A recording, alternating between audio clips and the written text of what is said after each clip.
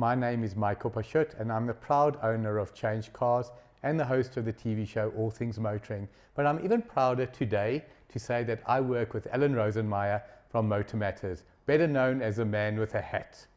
If you're looking for the best reviews on all new vehicles, Motor Matters.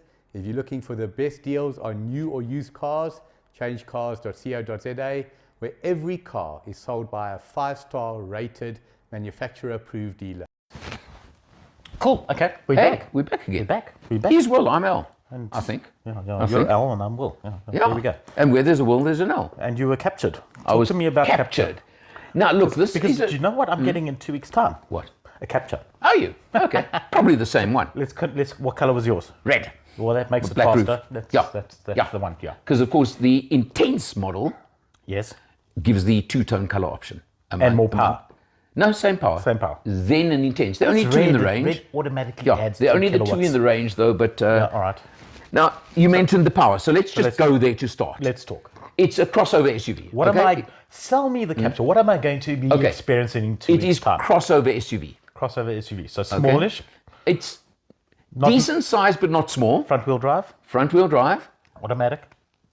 Only automatic. Renault's 7-speed. They used to call it the EDC. It's not a dual. It's not a DSG. No, it's a dual clutch. It's a dual clutch. It's a dual clutch 7-speed. I found it nice, easy, no issues with the gearbox at all. Power? You were getting that? Now 1.3 4-cylinder turbo. Okay. Should be 74 or 76 kilowatts. Yeah, do me a favor. But more?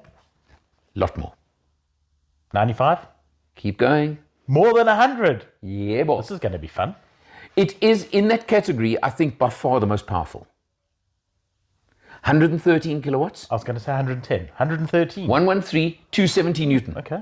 Oh, it'll It's got a little bit of oomph. And in the Intense version, you've got multi-mode, you've got a sport mode, which I suppose just holds on to gears a bit longer. I didn't bother with it, as I tend not to never do. Yeah. Flappy paddles? No. Yeah. Flappy paddles? Well, little paddles, not flappy. How much does this thing cost? Should we do that now? Quickly. Okay, Zen is 470. Okay. Intense is 500. Okay. So decent. I was trying to decide where it falls in the market, and that is always the question. Price-wise, it's but I really am. It's probably Opel Mokka. I think, in fact, there's where it falls. Mokka, Peugeot 2008, which, of course, Tiggo 7-ish. Yeah, 7-ish. But no. Not even. No. Tiggo 4. More Tiggo 4, because size-wise. Yeah. 7 7's bigger. But it's got this slightly coupe design, you know what I'm talking about? So that's why I said 7 initially. So it's somewhere in that little mark. In fact, I'll tell you what I would compare it to. Toyota CHR. It's too big for a RAV. It's too big for a Cross. You mean too small? Too small. Way too small. Cross is bigger. RAV is bigger. Cross might be there or thereabouts. No. Cross is slightly bigger. Urban cruiser-ish, but at a different level, if I can put it that way. As in Grand Vitara almost. Power. Well, Grand Vitara and Urban Cruiser, same thing. Same thing, yeah. But a lot more power. Just testing. And way more spec. Okay. Now, what I say about way more spec it's kind of like, Yeah. Now, it's got a couple of little things, like, for example, heated steering wheel, which I found interesting. It's got the full... very European. Yeah. You need it in Europe, yeah. It's got the full safety suite. Let's not go through. It doesn't have active cruise control, but it does have lane departure, cross traffic, blah, blah, blah, all those, okay? So it's got decent, although it doesn't have active, all right? But I can live with that. Okay. The Intense has the auto high-power headlights, as opposed to the Zen not having those. Okay.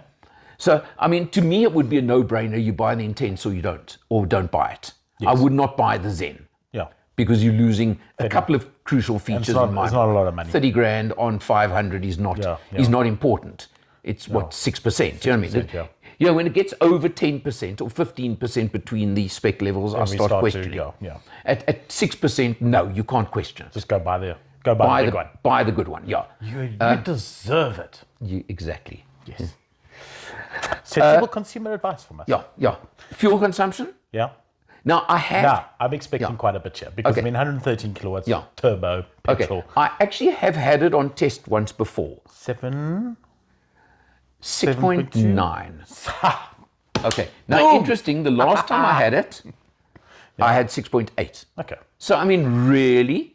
And this time, the only real open road trip I did was to Harties. Okay. I didn't do a Paris or something like that. So quite a lot which of city probably driving. would have. So it was slightly more towards the city. I'm sure I could have dropped it by 0.1 or 0.2 if I'd done a longer open road. It's not bad. I mean, No, listen, for that car, for that power, for that whatever. It's acceptable, no. It's not going to shoot the lights out, but at that power level, it's not bad. Exactly, it's got one of these floating double-decker consoles. Oh, nice. Okay. Yeah. With wireless charging. Intense wireless charging. And wireless Android Auto, Apple CarPlay. I'm not going to answer you because I have now got to a point where I plug in. I'll just check. I use cable. I don't use wireless. Okay. I've got to quote I don't own a cable. somebody from another manufacturer who says cable is more stable. No, really, these wonderful gantries that we spoke about in our last thing. And the dinosaurs were a good thing. No, but hang on. Do you not drop rocks? Do you not drop wireless when you go through a gantry? Because they do. They do. Often do, okay? So I just use the cable. But now, okay, let me get to one or two picky points that I didn't like about the car. Okay. Very nice is, here we go. At the console, 2 USBs and a 12 volt. Okay. Really nice. Nothing in the back. No, there are 2 USBs at the back as well. So what's the picking point? Wait. They're at the upper level of the console. Okay. Which the space there is not quite big enough for a phone to sit perfectly. So you have to run the cable down to the lower level. Yeah, but it's got to come round and awkward or whatever. And the cable I use in cars is actually a shorter cable. It won't reach there. I'm told you it's a picky point, okay? I just really found... all I'm saying is I would have preferred the USBs to have been... Hang on. I'll make a note. The USBs to me should have been at the level where the charging. It does make sense. It does make sense. Right. Thank you. You've got to have some French flair in these things, and that's the French flair. Fully agreed on that. Yeah. I'm not. I agree with you, but it's a silly little thing. Yeah, it's a silly little thing. But Other one. What was the other one? What's the boot space like? Boot space. Renault's figures. Yeah. 400 liters. Okay, so it's not bad. No, it's more than good. And massive, but but I mean, in this size car, that's quite good. The back seat can slide forward as a unit. Okay. Which, funny enough, I don't know. The handle was totally sticky on this car, and I couldn't get it to move. I didn't climb in the boot and kick it, but just be stronger, Alan. Well, whatever. You can push it with no legroom whatsoever. To 530 liters. Okay. But then you need legless midgets in the back seat. That's fine. But, I mean, again, fine, who cares? And a 60-40 split. 60-40 split, cool. And obviously 1,200 litres if you want a two-seater, Okay. I got my exercise lifting and closing the tailgate because it isn't powered. Oh.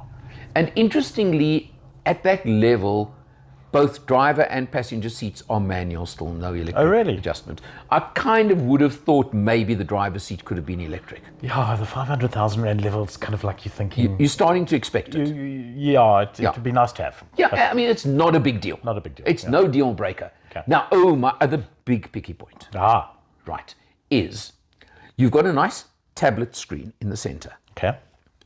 But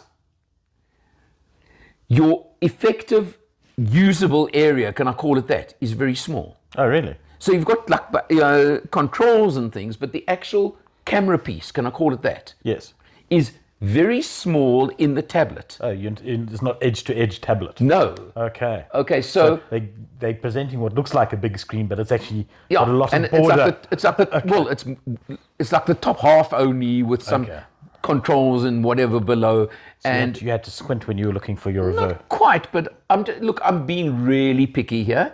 But some others just have more. Well, yeah. That's what I'm saying, okay? And for example, like the reverse camera, which is not a 360 or anything like that or overhead. It's just a reverse camera. Yeah. Again, now look, the Chinese have spoiled us. Yeah, well. And have ruined this segment of toys and tech. Toys is you would expect a 360 camera, etc., But the etc. Renault does have the advantage of toys of fewer bongs and Oh, beeps and beeps. no. Right? No, Right? there's no There bing we go. bongs and cling There. clangs and whatever. Yeah, no, Great. Great. We So, like that. look, I'm saying to you, these are picky points. Yeah. And Just things to note. things to note is, so you've got a reverse camera just with the lines, with the guiding lines, That's which is, listen, what more do you want? It's not a massive God's car. sake, you should be able to Yeah. drive. It's got beepers as well, so really, and it's got above the camera screen, it's got the proximity front and rear, that it shows. I want to okay? start driving around parking lots and just seeing all the cars that have got reversing systems and working out which ones still drive into things. And it doesn't matter because those people can drive into things anyway. Exactly. No. Look, as I say, these are they're not deal breakers by any means. So the question I have immediately in the back of my mind with all this being a Renault, what is the build quality like? I found it really good. I found it very comfortable. Interestingly, for what we live with generally, this car had 17,000 kilometers on the clock. Okay, so it's Which is around actually, the clock. you know what? Around the block. And probably being hammered by some media people, which media cars tend to do. So it's 17,000 hard Ks as opposed to when you and I buy the car, City miles, that's probably yeah. 30, 40,000 Ks equivalent in our hands. Yeah. Because that's how it just works. Not in our hands, in your hands. I'm very gentle with the cars. Very. Yeah, very gentle with that lead foot of his. Says me. Oh, we'll talk about economy we'll runs. okay, we'll talk about that. But 3 look, litres per 100. that's the Captur. 3. I was captured. And really, if I was looking in that segment, one of those on the shortlist? it would be on my shortlist. I'm telling you that right now. I'm now completely sold on the fact that there are little things in cars that make the difference, that speak to you. It's kind of like, Exactly. But if you don't drive them, you're never going to know, and you might miss something. Because I will say there are quite a lot of Renaults on the road. They're doing. Look, the there's- Captur. There's quite a few. There are reasons for that. There are very good reasons for. There's that whole stigma to the French brands, which is so bloody unfair and unjustified, plainly and simply, that it drives me mad. But that's there. But Renault, funnily enough, is actually, if you look at the monthly figures, they're not doing badly in South Africa. They're really not. They're selling pretty good numbers of cars every month in this country, and there is a good reason for it. The Captur is, look, they've got their couple of cars at the entry end of the market, okay, which, whether we like them or not, are built to a price. They are built to a price, and there's a public out there that buys to a price. Lots of them, yeah. Massive number. The Captur is falling out of that. Yeah, no, it's because it's a luxury end Renault. You had half a bar, that's where you're at. Yeah. We're talking the 300,000 and around the 300,000 mark or less. Yeah. Where they're selling good numbers. Yeah. But they do have their faults. Can I call it that?